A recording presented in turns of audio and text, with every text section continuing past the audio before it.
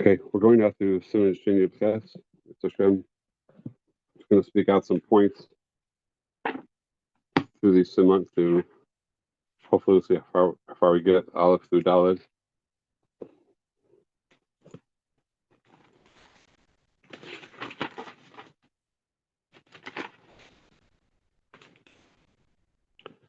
Okay, as we saw in the Tur Beis Yosef, we have major machlokas between Reb Meir, Reb Yehuda, and Reb Yochanan and the Sandler about the din of Ma'aser Shabbos. What's the halacha if something got cooked on Shabbos, either b'mezid or b'shogeg?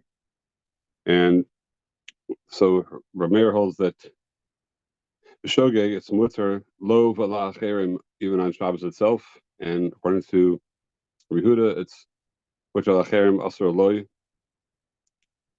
and Reb Yochanan Sandler holds asur for everybody if it's without going to the whole machlokas mamish. Beis Yosef learns, which the Pesach of the Shulchan Aruch, as the halachas like Rabbi Yehuda, since the Rif and the Rambam and the Rush are all b'dea achas that they hold possible like Rabbi Yehuda, then that is the halacha, which would mean that if a malacha is done b'shogeg on Shabbos, then it's going to be asar lo v'la acherim for Shabbos. It's not going to be mutter for anybody until Motzei Shabbos. But the Bach is medayek from Lashon HaTorah that since he brings Reb Meir at the end, and he brings the Ri at the end, that the pasuk like that, and Sefer Truma, he brings the Sefer Truma at the end. Which malachos do you say this or not? And there shouldn't be a problem muktzah. It goes into the problem muktzah, but otherwise mitzad malacha, Sefer Truma seems to say it's okay, and the Torah brings that down. It's mashma that the Torah paskins the halacha like Reb Meir, and the Gra has a huge arichos, as anybody had a chance to see in the beginning of Shini Ches, that to prove from many places that the halacha is like Reb Meir, and he's cholik on the Pesach of the Shulchan Aruch, one of those, a very well-known Gra. And the Mishnah Brura in Sifkat and Zion paskins Makom Tzarech, even though it's connected to Shulchan Aruch, Makom Tzarech you can rely on the Gra.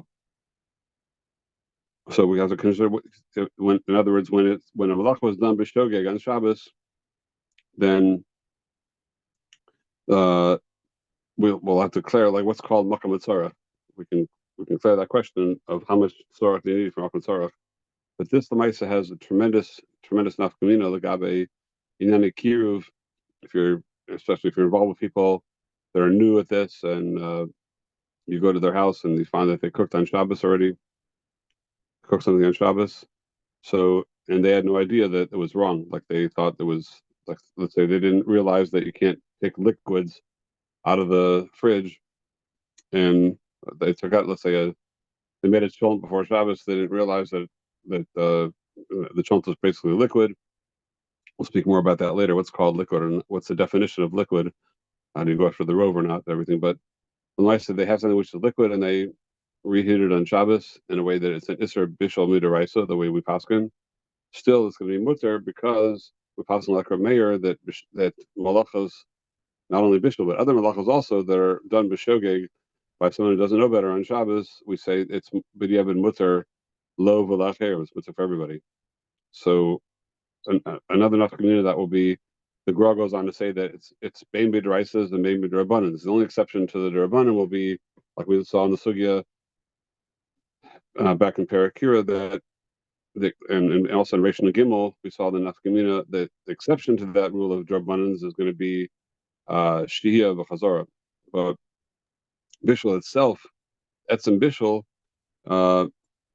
if it's a bishul b'derabanan or any other malacha b'derabanan, so the Gra says besides that one halacha of Shia, which they had a special gzera because of marimim, people who did harama, people were tricky and saying that they were amazing, they would lie and say they were shogeg. So because of the harama, they made a special gzera of Shia. But other drabanans, though, stam drabanan that's done b'shogeg, the Gra brings rayas that if the rices are mutter, kavachomer according to Meir, drabanans are mutter. So let's say nafkamina for us would be you invite guests for Shabbos, and one of them, you invite some Shabbos morning without going now into when that's mutter or else or to do. That's a whole separate discussion when you're allowed to do that, to invite them for Shabbos. But akopanim, leaving that aside right now, you have a guest coming, and he realizes he doesn't have a gift for you, so he swings by the store and buys a bottle of wine on Shabbos morning and brings it up to your house, and he's all excited. He got you a really special bottle of wine on Shabbos. So, and you're going to not drink that wine. You're going to insult the guy. He may never come back. So that's certainly Makom Tzorach. He was over at Isser D'Rabbanan to buy it. He was b'shogeg. He thought it's okay. He didn't realize doesn't know there's a problem. So that would be an example of shogegin by D'Rabbanan, whether it's D'Oraisa or D'Rabbanan. I can't think of a D'Oraisa that he could possibly do. The fact that he drove it in his car doesn't make it a D'Oraisa for the kinyan, because it didn't do anything but goof davar, like Bishul would do. You're actually changing the goof of davar, you're mavashal it. Nothing happened to the goof of the wine. The fact that he drove, that was his prerogative. So that would not be a D'Oraisa in the kinyan, in the Havos Hayayin. So I can't think right now of a D'Oraisa besides Bishul that might happen to bring you something. To think about that. I don't know. Maybe they painted you something on Shabbos. I don't know. They painted you a nice picture. They brought it. They did a nice pencil drawing of your Shabbos table. They brought it to you on Shabbos or something like that. I don't know. Think of examples. They might do the Meshogi, other malachos. But one example by D'Rabbanan will be if they bought something for you, then b'diavad you're allowed to drink that wine, because Makom Tzorach would feel it's going to insult him. If you say, "Oh, I got so much wine open already, thank you so much, I'll use it," and they, "Oh, sure, use it anytime you want." Okay, fine. You can get away without using it. But if it's Makom Tzorach, like he's going to be insulted if you don't use it, so then you're allowed to use that wine even though you bought it on Shabbos. Okay.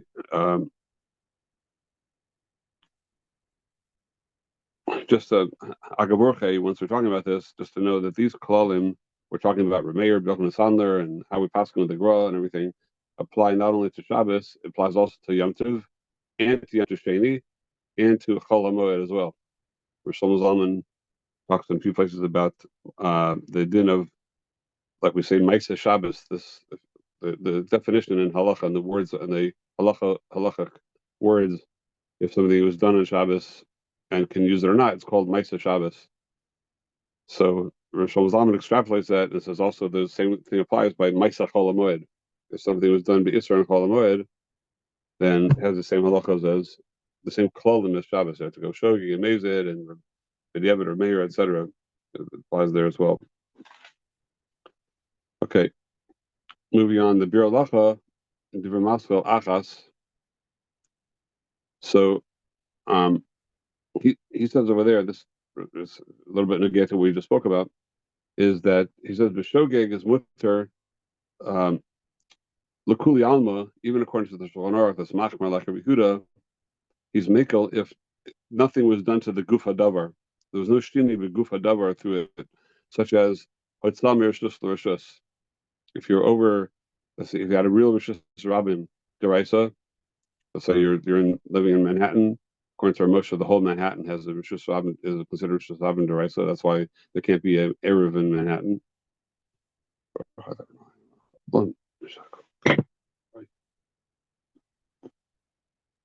Man. A quick word to our sponsor.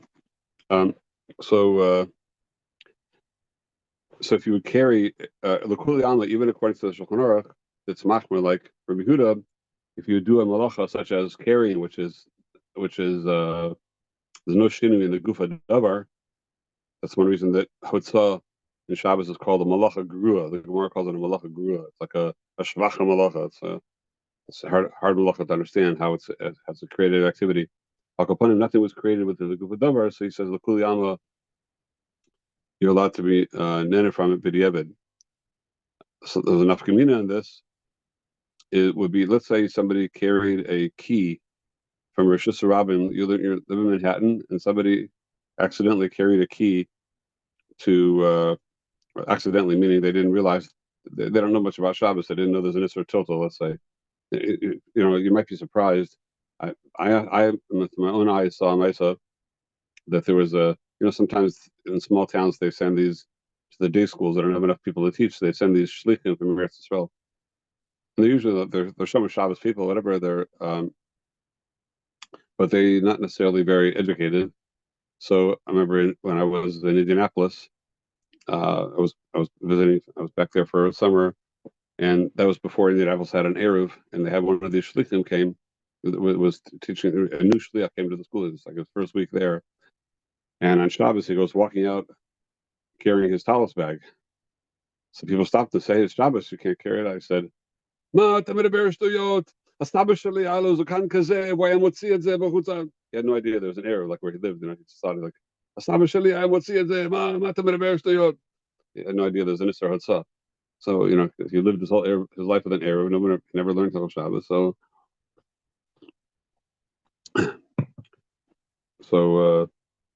actually, once asked Shalom Zalman before coming to Dallas, I asked him, "Is it could I make an Erev in Dallas?" Because this is before they actually made one right before I came. I didn't realize it. So, is it could I make an Erev in Dallas? Because I told him there's mice and people don't know so much. So new Bala Tshuva, they don't realize carried maybe what's in the Erev, out of the Erev. They might. So he looked at me like I fell off the moon, and he said, "You expect to make a community of Bala Tshuva and tell them to stay home? Like basically, like what planet did you just fall from?" So and he said it was so strongly. So I mentioned this to a friend of mine who used to drive him as well, and he told me, "I'll tell you why he said it that way." Because once we were driving, he started talking about the Arab in Yerushalayim, and he said that the when Shmuel Salant first wanted to build the Arab in Yerushalayim, so he went and he asked whoever was the Rishon LeZion, the chief rabbi then of the Sfardim, if he would also have mishtatev. It was very expensive. And first he told him yes, he will. And then he called him back and he said he thought about it and he can't be mishtatev because since according to the Rambam, which is the Psach of the Shulchan Aruch and the Sfardim, the Arabs that we make don't work. You have to have actual walls, so you can't allow his Sfardim to use the Arabs. So you can't really be part of this. So Shlomo Zalman said, my friend told me Shlomo Zalman then said, like really sadly and very bitterly, see, because of that, Ibadnu dor shalem shel Sfaradim. We lost the whole door of Sfardim. That it was too much for them not to be able to carry, so they threw off the whole Shabbos completely. So that's why he was very stark about having an Erev. But okay, that's I don't know how I digressed into that. But yeah, this guy, whatever, in the shul. So bottom line is, if somebody doesn't know better and they carry a key, then and they come and use that key that they carried in Rosh Hashanah and Gemura Midraisa, they carry the key and they open the door. The shal is, are you allowed to go into the door now? Are you allowed to walk into that apartment or that house? It was opened through a key that was carried on Shabbos. So b'diavad, can you go into that house or not? So it's actually a machlokes or Moshe and Rosh Zalman, and Rabbi Yosef is on Rosh Zalman's side in this. That Rosh Zalman and Rabbi Yosef hold that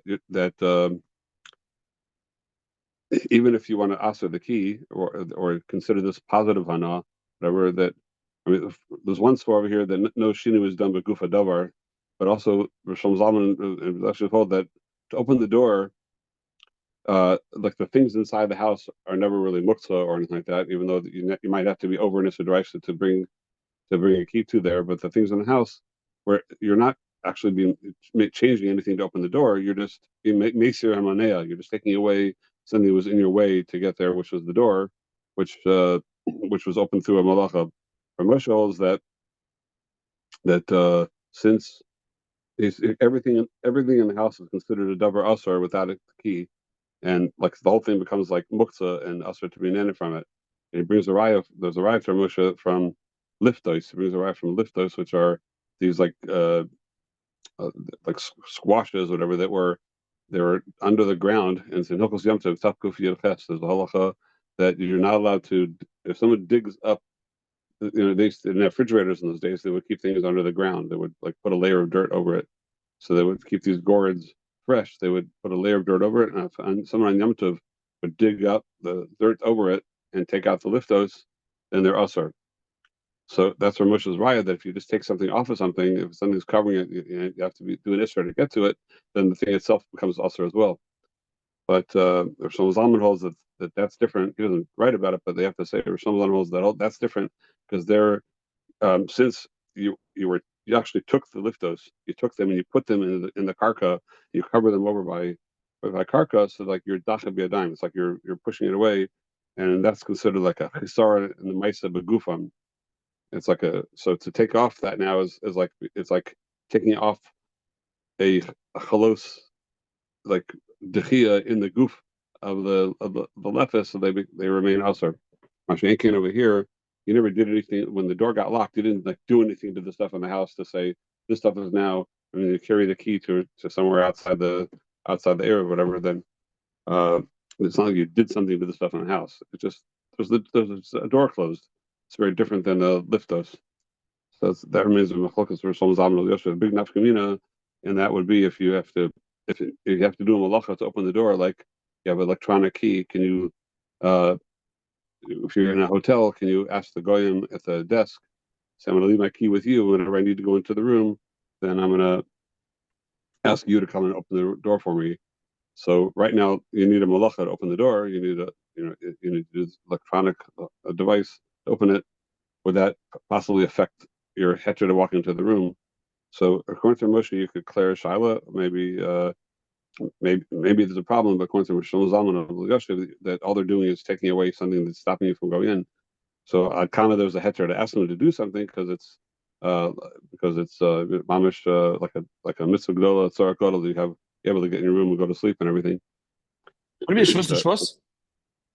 Pardon? Wouldn't it be a shvus to shvus? That's quite. I was saying it's shvus to shvus and mitzvah. That's one of the it could be Ramosha's motive over here because there is no issue deraisa involved. Because opening those keys anymore, there's no deraisa in that.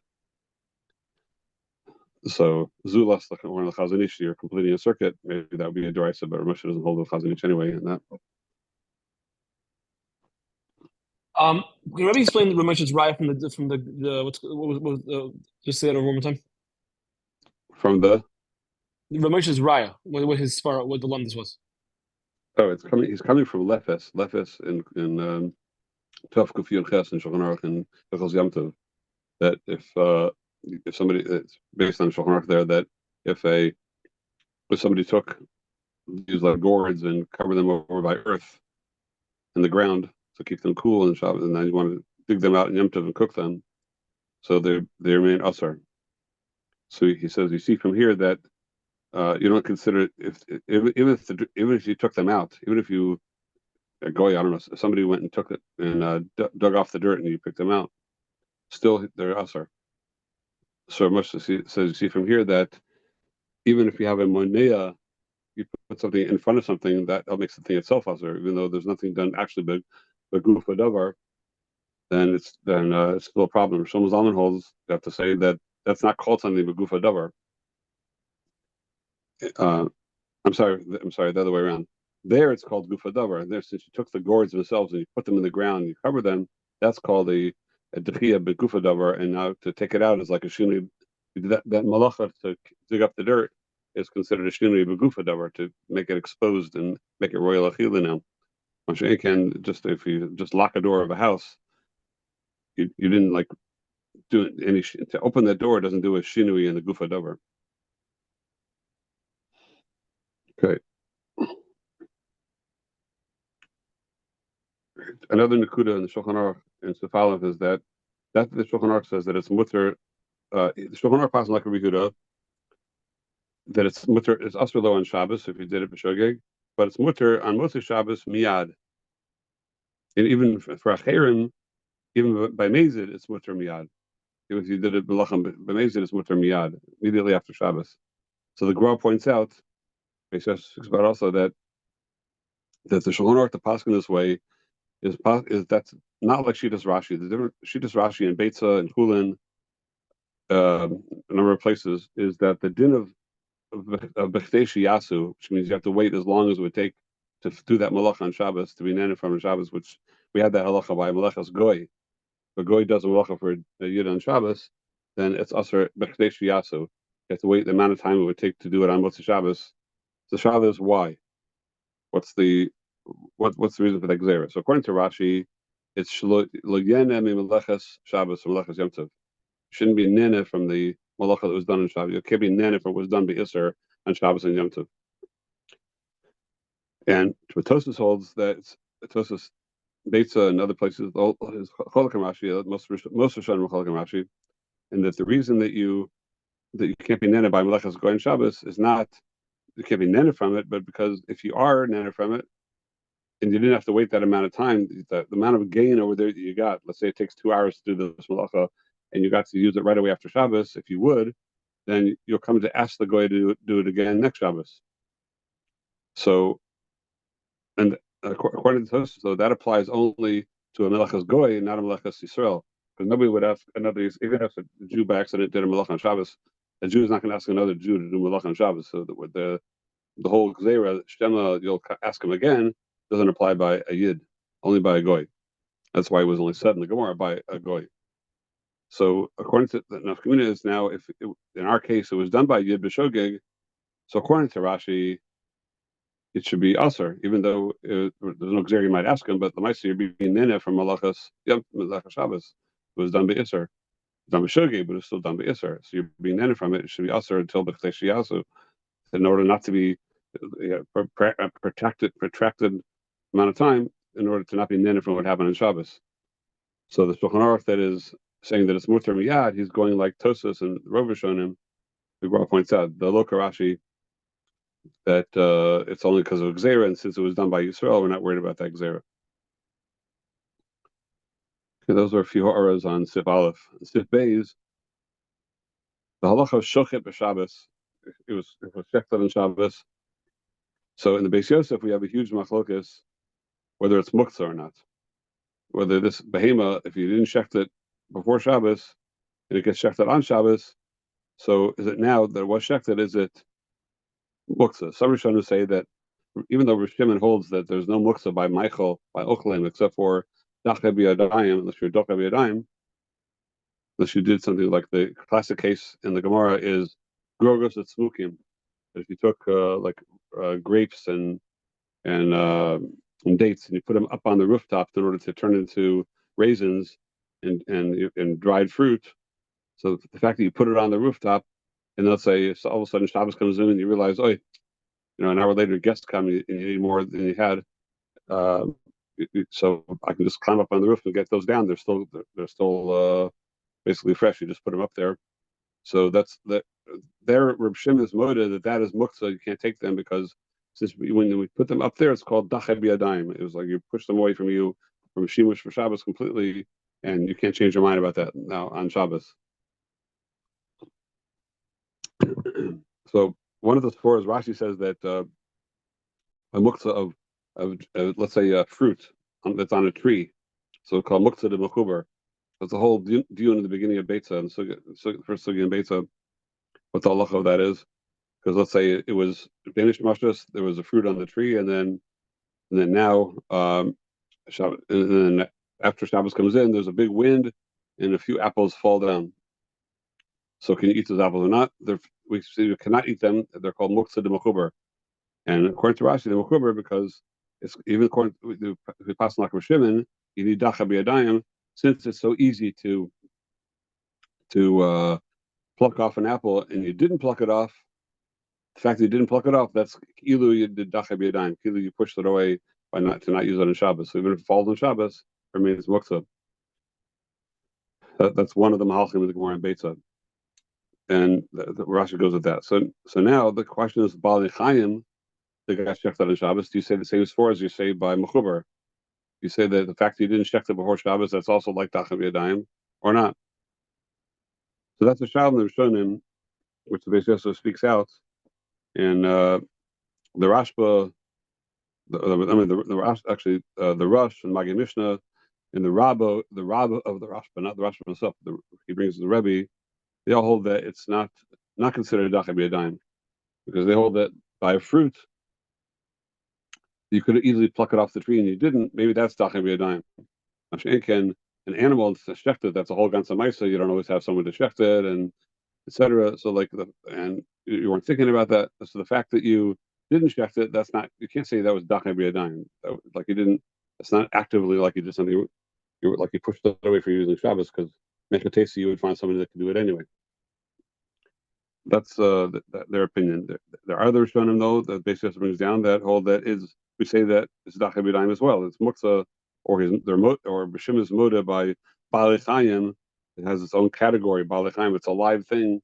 a live, living animal in the beginning of Shabbos, then Rishim is noted that is not Muzman for Shabbos and it's Muksa.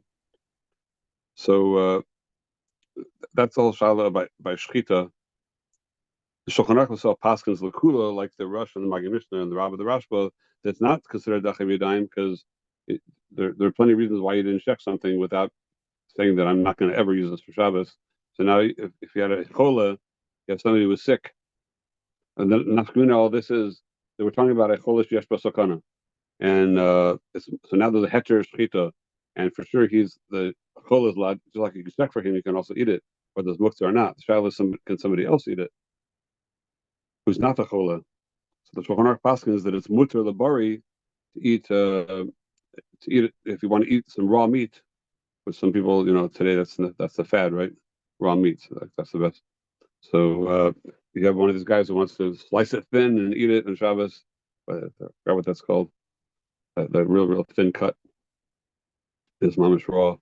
So the Shulchan Aruch passes that's okay, and the chiluk between bishul and shchita, what Shulchan Aruch says is that by bishul, if you cook for a chola, yesh b'sakana, which you're allowed to do, so that's mutter for the chola, but also for anybody else. Because if it's mutter for anybody else, then shem yarba b'shvila. Then if I'm allowed to cook for the chola, I can make him a little good shulent.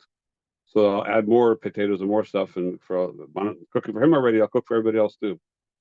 So you might be do ribui b'shiurim, which is a shala in Rishonim whether ribui b'shiurim is an issur deraisa derabanan.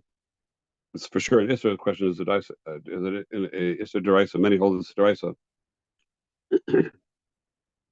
So you might come to do that. That's by bishul. But shchita, though, we say that in the kazayas below shchita, you can't give the chola kazayas of meat without shechting for him. So once you check that already, then all the kazayas are mutter. It can be any kazayas. It's all mutter.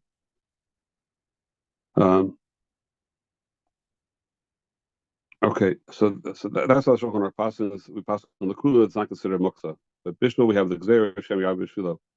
So now, by bishul, that is usher for a bari and Shabbos.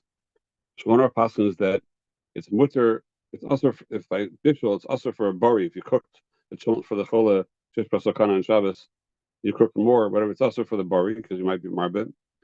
It's mashma for the Shulchan Aruch. It's only usher for him on Shabbos because of ribu b'shiurim. But if it was done, the Shulchan Aruch talked about a case that was cooked by a goy. You asked the goy to do it; it was mutter to be done. So it's mashma that it's usher for the bari for who is healthy on Shabbos, but Motzei Shabbos mashma is mutter. How can it be mutter? For it's bishul akum. It was cooked by a goy, so it should be bishul akum. It should be usher for the bari, and it also even for the chola himself. That only on Shabbos you have no other choice. Like right now, the goy cooks for you. That's for sure better than Jew cooking. Being Chal Shabbos, you ask the goy to cook, and so it's much less Chil Shabbos going on. Just only have a mere akum. But then once it's cooked, then once you get to Motzei Shabbos, now a Jew can cook more for him. So why should there be a heter for the chola himself and kosher and the bari to eat it? What about bishul akum? So we see from here that the Shulchan Aruch is paskening. Pashtus is paskening. There's a in the sugya of bishul akum. We'll get there after this. That might be the next thing we might learn is bishul akum after bishul here. So once we're in bishul already, so we'll talk about their bishul. So there's machlokas, the very famous machlokas, the Ra'ah and the Rashba in Torah Savais. Rashba in Torah Savais holds that if a goy cooks the heter on Shabbos for a chol shesh b'sakana, so he's allowed to eat it, but there's still a problem of shakal bishul akum, even though it's done by heter, but the heter was only as far as the sickness is concerned, but it doesn't take away the bishul akum. The Ra'ah on the Bedek Havayis on the Rashba is cholik. He holds that once you're allowed to do it, once a goy is allowed to do it, you're allowed to tell him to do it. So the whole gzera of bishul akum, which is really because of chasnas, because you go and eat the goy's food, then you might kind of also marry them. That doesn't apply by a case where you have a mitzvah to tell them to cook for a chodesh b'sakana. So the Shulchan Aruch over here that's saying it's only asur on Shabbos, mashma is mutter Motzei Shabbos. So and so that's because he's passing like the Ra'ah. And the Mishnah Berurah over here brings it down that the halacha is like in Sifkat and Yadalad brings it down that like the Ra'ah that it's mutar and Motzei Shabbos for everybody. There's no problem of Bishalakim. But later Poskim asked, there's a steer in Mishnah Berurah in Shin Chav Ches, that's the Siman Shulchan Aruch of Refuah and Shabbos in Sif Gimel. Over there, it's talking about a goy that cooks for a Jew she'ein bo sakana. That we say that even if a kol she'ein bo sakana, there's still a heter for melachas akum. A Jew could cook for another Jew. If there's no goy around, if a Yisrael a Jew yesh bo sakana, even a Jew could cook for him. You have no goy, a Jew could cook for him. But kol she'ein bo sakana, it's only mutar al yedei goy. Once it's mutar al yedei goy with the swore of the Ra'ah, it should be mutar Motzei Shabbos. But then the Mishnah Berurah passes l'chumra, there's asur Motzei Shabbos. So they ask a steer in the Mishnah Berurah. Mishnah Berurah over here passes mutar Motzei Shabbos, and in Shin Chav Ches Sif Gimel, Mishnah Berurah passes asur Motzei Shabbos. So there's two terutzim on this. The Shvisa Shabbos, one of the Chashav Svarim on Hilchos Shabbos, and he came after the Mishnah Berurah. He was in Europe. So he wants to say the Mishnah Berurah was Choser later on. This is in Shin Ches, and that's in Shin Chav Ches. He was Choser, and the Iker is over there. He holds that it's Asur, like the Rashba. But the Chaim Kanievsky, that's all in Shon Halachas, he says a different chiluk, which I think is much more meduyak in the Shulchan Aruch and the words of the Mishnah Berurah. He says that the chiluk is between cholish ein basakana and cholish yesh basakana.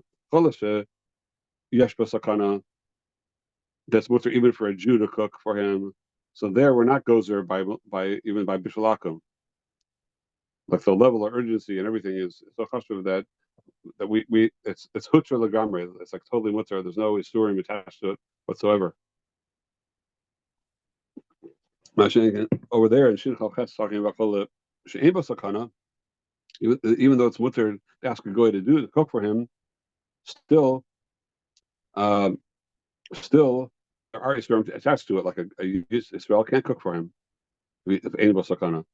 So there, the level of heter is less, and therefore there's room to say that the dafka over there still goes there bishul akum mashenkin over here by cholet sheyesh basakana.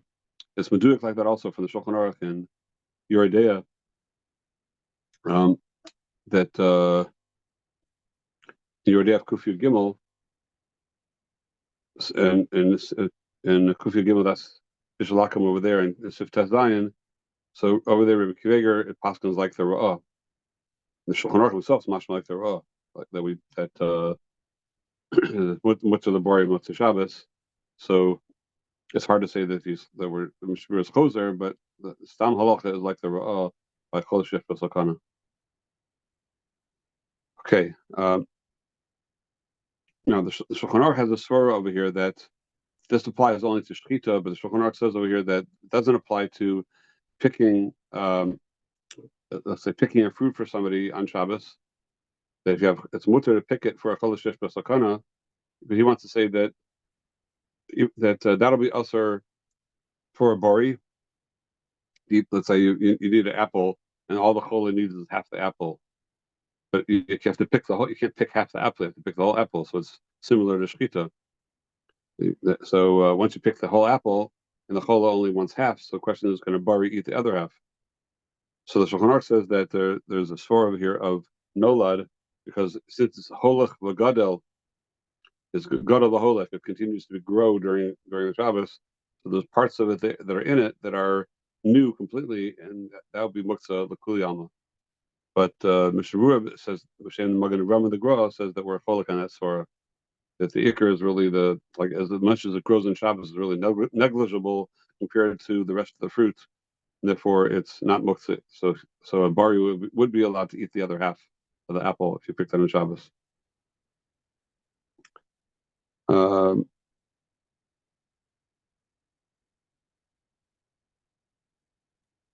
Again, who are those sheets again? The Shulchan Aruch says it's Oster, and who says it's mutter? The Magen Avraham? Mishnah Berurah the Magen Avraham and the Gra. Right here on the spot. It's the Okay. Ramah that says there's also, right? Yeah, I meant the Ramah. Yeah. And I think that the post can bring a chiluk between a pri that like has a major change when it's holach v'gadol. I saw it in some poskim that they say that if it's like a major change, then it would be asur. Yeah, that's what I Still, mean. even by the, It's probably doesn't. The average apple is not mutzli. I'm not sure what that pre would be. That like within a couple hours has a major change. I guess could happen. I guess. something could change colors maybe. Uh-huh. I hear. Okay, and like we said before, the by bishul that we say it's usher because shema yarba bishvilo, that there's a major machlokas are shown in whether ribu bishurim is drabanan or deraisa, and the it's very difficult that according to the Rishonim hold that it's only drabanan ribu bishurim to add more in if you're already cooking for the chola, to add more for other people is that an issur drabanan or deraisa. So Pishleva, if it's deraisa, we understand why there's a Xera Shema Yarba Bishilo, you might be marba more, but and that we understand the Shakal Shulchan Aruch, but if you hold this Darabanan, so it sounds like a Xera L'Xera. Even if he was marba Bishilo, it's only Darabanan. So now we have a Xera to that, Xera L'Xera. But the Maisa, the Mishnah Berurah says that he was already Machuyach in Sefer Abbas Chesed, that he passed in is a deraisa. So Mishnah Berurah is learning the Shulchan Aruch that it's Taka in a deraisa, and that's why there's an Isser Shema Yarba Bishilo. Just a side chiddush over here. Rabbi Yashiv says a chiddush. Interesting. I never heard this before, but I saw it now. That an example of marba b'shiurim, which should be mutter. Let's say you have a cholish sakana, you need to go to the drugstore and buy a certain medicine for him. So he only needs one pill today, but you only get one pill if you buy the whole box. So it's like shchita that you have to get that one kazayas, then that's not called ribu b'shiurim. Like say when you shtek for a chola, is that ribu b'shiurim? He only needs one kazayas, and there's 1,000 kazasim on the cow. But that's not ribu b'shiurim because you can't get the one kazayas without shchita. So you also can't get the one pill unless you buy the whole box. But Rabbi Yosef adds is machadish though that to buy two boxes, once you're already buying one, to buy two. So that's called ribu b'shiurim b'mekar kol memkar. That's like doing ribu b'shiurim and doing business on Shabbos, which that would be usher. You only buy the bare minimum one box you need right now. If you can't buy two boxes, I thought that was a chiddush. I never heard of ribu shurim by drabanas like that by something like Mekka Memkar, which Mekka Memkar itself is really a gzera that you might come to write. So it's kula completely drabanan, but even so, he says there's ribu shurim by that. So I thought that was a chiddush. Harav, would that be applicable if, let's say, God forbid, you have to take your child on Shabbos to the hospital? The doctor there would give you pills for the child to take. You don't have to say I'm only receiving the pills for that day, and then I'll go supplement after. But like whatever they would give you at the hospital, there wouldn't be a problem to take that for the upcoming days as well, right? Right. According to right. Also you're not doing any Mekka Memkar over there. They're just putting whatever they put in the bag. Well, I mean, even you would have to. You're going to be paying for it at some point in the future, but right, there's no Mekcha Memkar. Right. Yeah, there was once a Time magazine that was completely devoted to the entire, like there was an extra edition, like a double, like a triple edition, completely devoted to the outrageous Geneva going on in the hospitals, like $10 per aspirin or something like that. But it's like 5 cents in the drugstore and it's $10 in the hospital for that same aspirin. All right. So I guess it's not like a Memkar. It's more like I don't know, I might say Gazela or I don't know what it is actually. So is there an Issa Ribu Shurim by Gazela? I don't know. Okay, you're not the Goslin, you're the Nigzal. All right, in Sif Gimel, very interesting Sif, that we have the halachas of just like you can't cook on fire, you also can't cook on tolas or like if you heat up something outside in the sun and then to break an egg on that, you can't do that. because told us or is that's deraisa. If you I meant the sun. I mean, you heat up a kli on the I heat up a pot on the stove, an empty pot, and then I take it off the stove and I crack an egg in it, or I put some water in it and it boils in there. So then that's an issue deraisa because it's still called told us or. The or itself, the fire is usher, and the told us or is also still deraisa. So once the told us or is deraisa is usher, so then they also usher told us chama, even though you're allowed to cook in the sun itself, directly in the sun, because no one's going to confuse the sun. The sun itself is not an issur deraisa. There's not no issur because there's no fire there that we consider fire, not fire. There's dumya to mishkan, even though obviously the sun is a fire. There's the greatest fire that there is, but it's not the fire that we're talking about for Hilchos Shabbos. And we'll go into that a little bit more in a minute, what that really means. So, excuse me. So, but where Gozer told us Chama, because let's say you could take a pot and heat it up very hot. This very same pot that you heat in the fire, you could also heat in the sun. So if you can heat it in the sun and you see that pot and somebody sees you cooking an egg in that pot, which was heated by the sun, then they'll think that you can also heat an egg in a pot that was heated on the fire, the same exact pot. So there goes there one up to the other because it's very easy to confuse the two. Okay, so now if there's a chiddush in the Or Sameach, just a lamdish, not so much halacha l'maisa, but it's just once we're in this to know that there's a fascinating Or Sameach that learns that it's in Perek Tes halacha beis of Shabbos that told us or which is asur midaraisa, like we said, the example of heating up a pot on the fire and taking it off and then putting something in it, that's deraisa. But if it's tolda de tolda, if it's one removed, in other words, from that pot, you would heat up, let's say, I don't know, you put another, you would put another glass dish in there, and it's a big thick pot, so it's really holding a lot of heat. So you heat up this glass dish in there, and then you take it out, and you crack an egg in it, and it cooks the egg. So since it's tolda de tolda, it's one removed, then that's already, there is no issur deraisa anymore, says the Or Sameach. He compares it to the din of kocho and baba kama. If I break something, I'm chayav, and if I kick something or I throw something, I break it. It's called kocho. It comes from my koach, then I'm also chayav. But if it's kocho, if I throw a ball and that ball hits another ball and that ball goes and breaks something, then I'm patur. Because kocho is not considered your goof anymore. Kocho is considered like your goof, but that's not your goof anymore. Your patur. And for nezikin, so same thing would apply over here. The Shevet Alevi Rosner it's a Pella on the Or Sameach doesn't understand it. The beach time by nezikin, the nidon is, did you do a ma'aseh begufo or not? But by Shabbos, there's no question of did you do a ma'aseh begufo. It's just, did you cook with fire or not? And how do you define fire? And fire is anything which is todas chama. If the heat was nevea from fire, they still call it heat of fire. That heat that it has in that second pot, where did the heat come from? It came from fire. So that's just, it's all just a continuation of the same heat. So he's, Rosh Zalman is also masking to that. It seems like he's masking. He writes about, he mentions the Or Sameach and he says, Chiddush Gadol Or Sameach. So some learn that he means that he calls it Chiddush Gadol, that he's not really holding that way. I'm not sure if that's totally a raya, but he certainly calls it a Chiddush. It seems to be a raya against him. I think it would seem to me, I don't understand how we'd answer this question, a raya against the Or Sameach from the din of Kali Lavashel.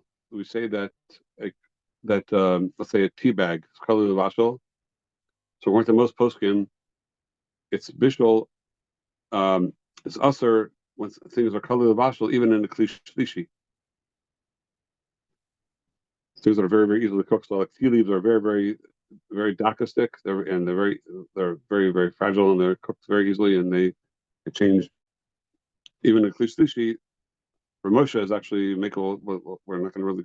Maybe we'll have a separate thing to talk about tea. We're not going to go into it today. Really, it's a whole separate discussion.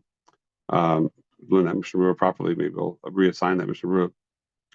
But just as an example, most poskim hold that, and it seems like the Mishnah Berurah holds as well, that Kli Shlishi is mavashel by tea. How could that be? Even though the tea might the water might look, very tea-dick, after you put the tea bag in it, even in a shlishi, but still, how could it be bishul according to the Sameach if that's koch already? That's already twice removed from the original fire.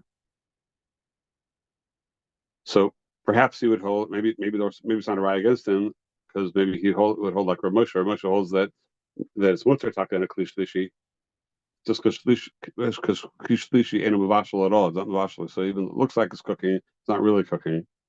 It just it would also, if you leave the tea bag in cold water long enough, like sort of like like overnight oatmeal, overnight tea, you can leave it overnight in a cold water, or coffee also you can leave in overnight water. It has a similar effect. So cold coffee. So maybe he would hold that's not a raya from color the bashal, but there is definitely is a musag, a concept of color the bashal, whether tea implies that or not. There's a concept like that in the Gemara. So just a little bit of a pella on the Rosh Hashanah. How could that be? How could that be a bishul like that? Unless he'll say a chiddush that color the bashal is only a chomer d'Rabbanan. It's mashma for the Gemara that it's a real bishul, but maybe he'll learn that it's only d'Rabbanan because it's twice removed from the original fire. It's a question. Now, couldn't he say that the water itself was heated from the ur or clear rishon? So the heat itself originally came from the heat of the water originally came from the ur. So even if you move it around, it's still a problem. Oh, okay. That's you're saying good. That's probably the real answer. That's how he'll say a chiluk. Because you're saying good. Masha'en can, if you heated one pot and then from that pot you heated another dish, so then it's not the same anymore. Okay, saying good. This man gets a star today. Very good. Okay, once we're talking about the sun over here, we'll talk about just a couple of interesting, very fascinating shines in the Gela. What's the halacha of a microwave? If you cook with a microwave, taking away, and let's say you disconnect all the lights and everything like that, so you don't have any lights going on when you open and close the door. But just that's an actual cooking. Is that if you cook something on Shabbos in the microwave? Is that cooking deraisa or cooking derabanan? What's a nafkamina? You can't do it anyway. What's a nafkamina would be if you have a cholish yishbro sakana, and you have two ways to heat up that potato for him. You could cook it in a pot on the fire, or you could cook it in a microwave. So, is there a reason to prefer the microwave over the oven, or over the stove? If it's derabanan, of course, you prefer that. If it's deraisa, it wouldn't make a difference. So, what's the halacha? What does everybody vote? I want to say this, it's not a vote. It's not the way the bishul mishkan, no. Okay. It's like the chama. That's what I've always heard. It's like what? That's true. I always heard that it's like a chama. Oh, very good. Okay, so that's the shaila. So Rav Moshe actually holds that you're chayav because the question is why. It goes down to the crux of the matter of why is bishul b'chama okay? Why is that okay? I mean, if you say it's because you need fire, so fire. So Rav Moshe is medayek from Rashi in Lamed Tes Amud Aleph on bishul b'chama. He says that reason you're putter by bishul b'chama is lav derech bishul b'kach. Lach is not derech bishul. So really, enochanami, the way he learns Rashi is that enochanami, fire is fire, and the fire of the sun is also fire. But since people don't normally cook from that fire of the sun, and right, so and you could say add to that, that wasn't the way it was in the Mishkan. You didn't cook with fire with the sunlight, cook the real fire. So that's maybe the Mishkan will define why it's called not derech bishul b'kach, but that's the whole issue. The issue is that it's not derech bishul. We see from here though that even things which are not considered fire shel b'nei adam, that if they would be a derech bishul b'kach, then they'd be chayav deraisa. So since microwave is a normal derech bishul today, so Moshe holds that it's an issur deraisa to cook with the microwave. That's his shita. For Shlomo Zalman, he's called Kamar Moshe.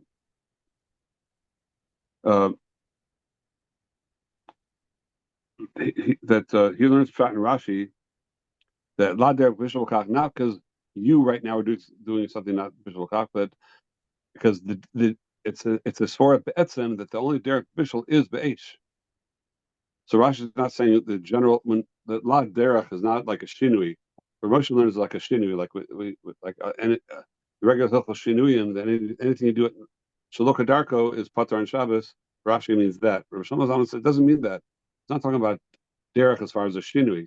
He's saying that it's not the derech of halal. It's mufka from the whole musag of bishul when it's not with regular fire. It's not the way of the Torah spoke about bishul on Shabbos. La derech bishul be'etzem.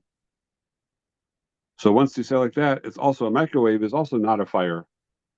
A microwave is only drabanan. Would it also have nafkamina with like induction cooking? What is that?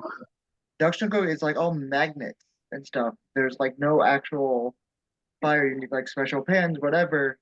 And the whole idea or attraction to it is that you put the pot on, it cooks very well, very fast, and then as soon as you take the pot off, the stove is cool. Because it's all like magnetic friction or something. I don't know exactly how it works. I never heard of that, but yeah, and any of these drachim that they have will pretty much be the same shiloh. So, like for example, Rishon Zalman holds that this will be like it's a similar thing that you say. You know, these they call them in Hebrew, they call them mazleg chashmali or kaf chashmal. So you basically put a metal like two prongs, like an electric like thing. You plug it in, you put it into water, and it doesn't actually get hot, but it sends electric waves into the water, and finally it boils the water that way. So Rishon Zalman holds that's also there's no fire going on. There's no according to Moshe that would be a problem because you're using electric waves, and that became a derech bishul like that, and therefore that would still be in a sedrai. So according to Rishon Zalman, there's enough kamina. That's what he speaks out in Shmir Shabbos, that there's enough kamina that if you do need to cook for a cholev, then it's better to use a microwave than to cook it on a regular stove.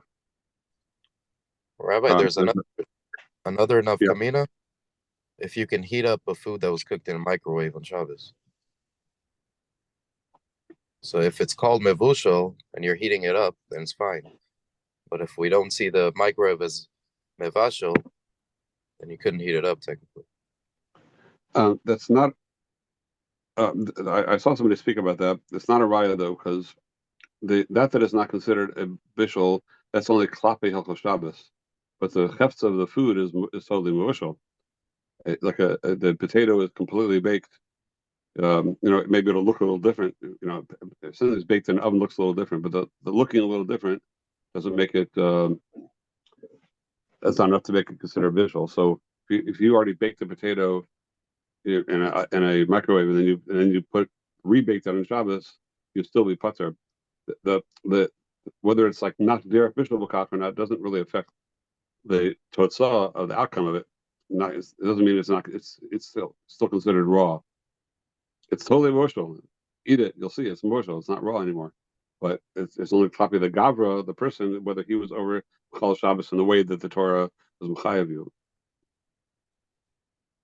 There's once we're on the subject, we'll just quickly mention the question of dud shemesh. What do you call them in English? I don't know if we don't really have those in America. I mean, we have the boiler thing. Yeah, the boiler thing in Eretz Yisrael, like they don't really have them here. The boiler is heated up by sun panels, by solar panels. They work in different ways there. There was the question of dud shemesh that was actually just a little interesting history.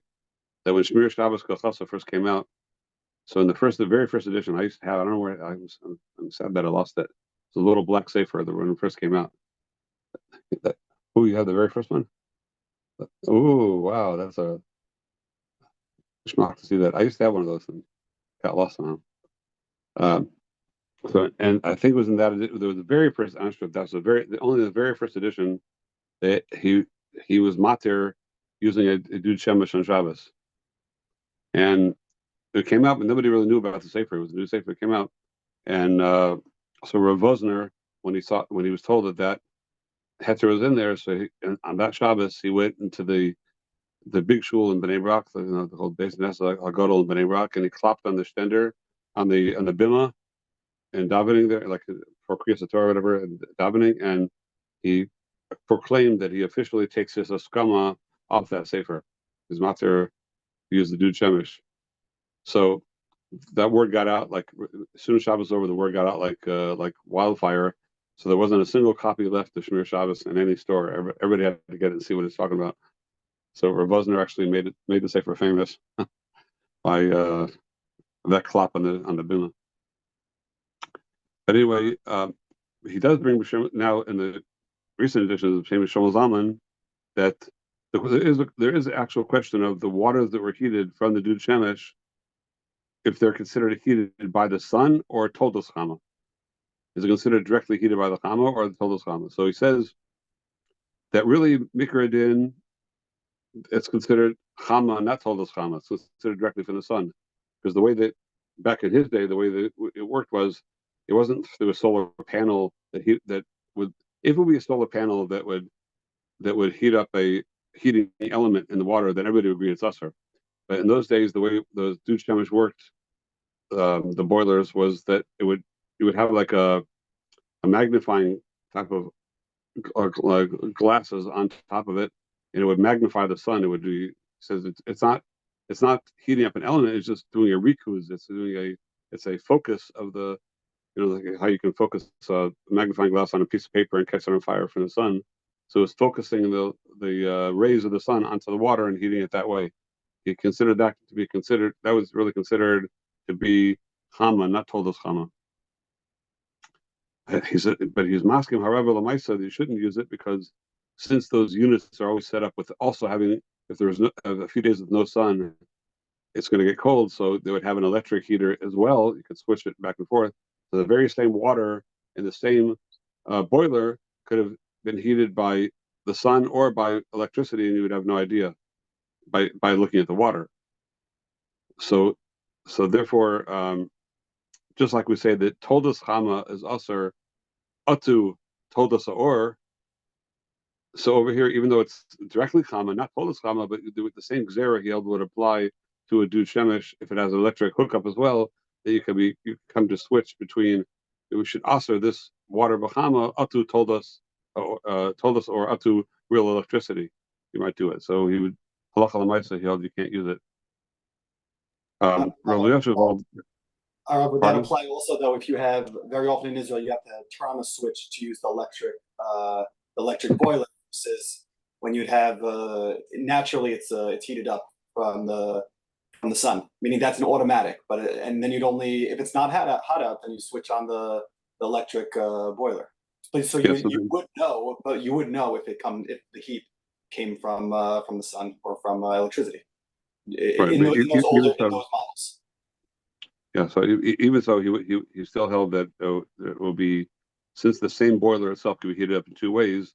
So then, if you get one that doesn't have an electric hookup, then maybe we make all. But for Yosef's cholek anyway, he holds that there's no difference. That's called the heating element. That's, in fact, that's also called toldos chama. There's a question though, once we're on the subject, if you are you allowed to, let's say, if you have the boiler, would you be allowed to open up to, let's say, let hot water out, if that would let cold water in, and the cold water would come in? That would just be like, so Ben Sira B'Shal holds it's okay because it's only a grama by drabanan. For sure, that heating of the through the sun, even if you hold it's toldos chama, it's only drabanan. So a grama by drabanan is mutter. So if you're just gorim that more water should come in and get heated by the sun in there, that will be okay. But Rosh Zalman and Yosef hold that that's not called a grama, that's called the way that you bring the water in. It's a very interesting machlokas that goes over a gamut of many. There's a thing called the Machon Yerushalayim, Machon technologia in Yerushalayim, the technology that they come up with a lot of different grummas for like hospitals and different. They have a gramophone and a grumma scooter and all sorts of different grumma things that they. Summit, I think, does that also, right? Is that? Pardon? I think Mahon Summit is one of them that does that also. No? Yeah, it's Summit. Yeah, I forgot the name of the person in charge of it. So, and they came up with all these grumma things to do. So Rosh Zalman and Rosh were cholik on all the grummas because they hold that the grumma is if you b'mikra, by chance you're guarding one thing with another, but if a thing is built in a certain way that's the way it works. Let's say like you have a grumma telephone that you lift up the phone, so instead of directly opening the line, it would, by picking up the phone, it releases a metal ball into a like a little like a little thing of jelly, like gel, and slowly the ball, relatively slowly, it takes like a second or two, but the ball goes down through the gel and then it goes to the bottom and it completes the circuit. So since you didn't directly complete the circuit, it only went through that's considered grumma. So Shlomo Zalman held and Rav Yosha also that since that's the way that telephone is built, that's not called grumma anymore. That's just the way that it works. That's called the direct action. That's a machlokes supposed to that there's some and others that disagree, but obviously. Oh, I didn't realize what time it is. I think we're gonna have to speak about Sif Dalet next time. Yeah. It took a little longer than I thought. So Sif Dalet is quite involved. So I think we'll have to. Did everybody finish Sif Dalet? Did everybody learn that with the Biur Halachos and everything? Yeah. So we'll give more Mamakomas. We'll try to just speak out the points I want to speak out next year, and we'll keep on moving ahead though this coming week, Mr. Sean. All right, I have to say something. There's Rabbi Ovadia, on the other hand, all the Sephardi generations that came after Rabbi Ovadia, like he had at least 70%. He really raised the Sephardi on the other hand. So maybe that Chumrah was, he was named onto his Shita of Kabbalat Torot Maran, but, on the other hand, I think I am and a lot of people that I know are all an outcome of, Rabbi Ovadia Yosef. I wasn't talking about Rabbi Yosef. This is way before him. Oh, you said in regards to Shiruv. Yeah, there was Rishon LeZion way before Rabbi was alive. That was Shmuel Salant, the Talmud of the Gra, and then Yashu Yerushalayim. I thought you said Rabbi Shlomo. Okay.